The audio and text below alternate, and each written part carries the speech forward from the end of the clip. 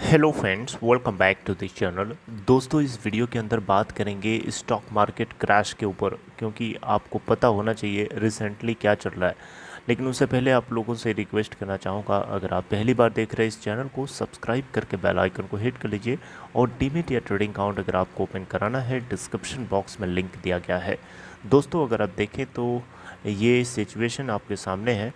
ये सिचुएशन है डॉ जोन्स इंडस्ट्रियल एवरेज की। आप देख सकते हैं आज कल के दिन, कल फ्राइडे को आप देखिए यहाँ पे 2.73% की गिरावट के साथ सेटल हुआ अपने एकदम लोवेस्ट पॉइंट पे 31,392.79 पॉइंट्स पे।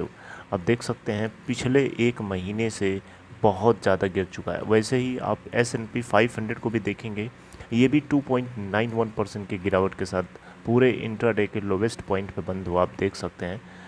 तो इतनी भयंकर गिरावट के पीछे कारण क्या है?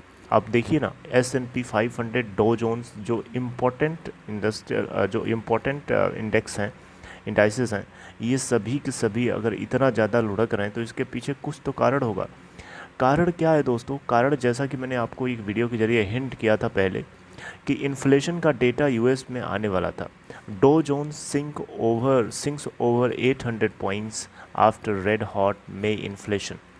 800 से भी ज़्यादा ऊपर पॉइंट्स तक ये नीचे गिर चुका है मई इन्फ्लेशन डेटा की वजह से। आप यहाँ देख सकते हैं फ्राइडे को। अब देखिए यहाँ पे इतनी भयंकर गिरावट के पीछे कारण है कि जो इन्फ्लेशन लोग एक्सपेक्ट कर रहे थे उससे कहीं बहुत ख़राब नंबर आए हैं। और दोस्तों, आपको पता होना चाहिए, इन्वेस्टर्स की उम्मीद थी, इन्वेस्टर्स को होप था कि ऐसा नहीं होगा, पिछले महीने से इन्फ्लेशन कम आएगा, लेकिन ऐसा होता हुआ नहीं दिखा। आप देख सकते हैं डॉ जोन्स इंडस्ट्रियल एंड S&P 500 दोनों इंडाइसेस में भयंकर ब्लड बैथ देखने को मिला। और इसके पीछे इन्वेस्टर्स का डर है। इन्वेस्टर्स को सिर्फ इस बात का डर नहीं है कि इन्फ्लेशन बढ़ रहा है तो ये क्यों इन्फ्लेशन बढ़।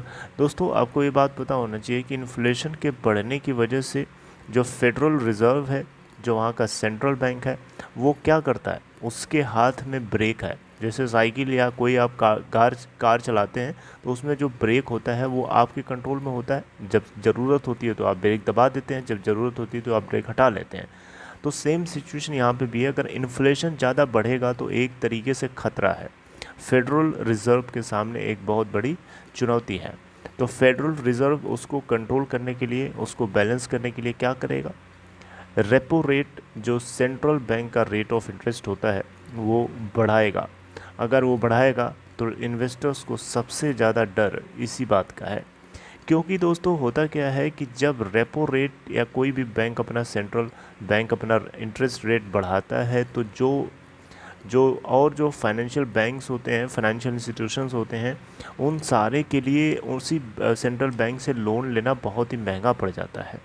और उनसे अगर लोन लेना महंगा पड़ेगा तो फिर वो जो मोमेंटम है पूरी सोसाइटी में, पूरी इंडस्ट्री में, वो चीज़ जो है फैल जाती है। और आम आदमी के लिए, हम और आप जैसे लोगों के लिए लोन लेना महंगा पड़ जाता है। और जिसकी वजह से इन्फ्लेशन को कंट्रोल करने के लिए चीज़ें जो हैं, चीज़ों की लोग मतलब डिमांड कम हो जाती है, जिसकी वजह से लोग उसकी प्राइस जो है ऊपर नहीं भाग पाता है, मतलब कंट्रोल में रहता है। तो यहाँ पे बेसिकली देखा जाए तो आपको मैंने बताया था कि फेडरल रिज़र्व ऐसा माना जा रहा है कि 0.5% से रेट ऑफ इंटरेस्ट फर्दर बढ़ा सकता है। आगे आने वाली हफ्तों में इसकी मीटिंग शुरू होने वाली है और उस मीटिंग में फेडरल रिज़र्व फैसला लेगा। तो लोगों का डर यहाँ पे साफ़ है। लोगों को पता है कि अब तो जो नहीं होना चाहिए था वही नंबर आ रहा है, तो फिर उस हिसाब से तो फेडरल रिज़र्व नहीं रुकेगा ना, वो तो फिर बढ़ाएगा। और रेट ऑफ इंटरेस्ट बढ़ाने का मतलब है मार्केट में बहुत भयंकर क्रैश हम लोग देख रहे हैं, और आने वाले टाइम में भी हमें देखने को मिल सकता है। तो आप इसे इग्नोर मत करिए। बहुत सीरियसली आपको सावधान रहने के लिए मैं कह रहा हूँ। बहुत ज़्यादा आपको एक्स्ट्रा अलर्ट रहना है, क्योंकि आगे आने वाले हफ्तों में 3 मीटिंग्स होनी है और 0.5% से बढ़ाएगा at each of its next 3 meetings, जो कि नेक्स्ट वीक से शुरू हो रही हैं। तो दोस्तों, आप देख सकते हैं सबसे बड़ा गिरावट का यही कारण है, और इसका असर इंडियन मार्केट के ऊपर सीधा सीधा पड़ सकता है। क्योंकि वैसे भी पता है इंडियन मार्केट्स ऑलरेडी गिर चुके हैं। अभी 50 बेसिस पॉइंट से जब बढ़ाया था आरबीआई ने तो ऑलरेडी मार्केट थोड़ा सा और गिरा है।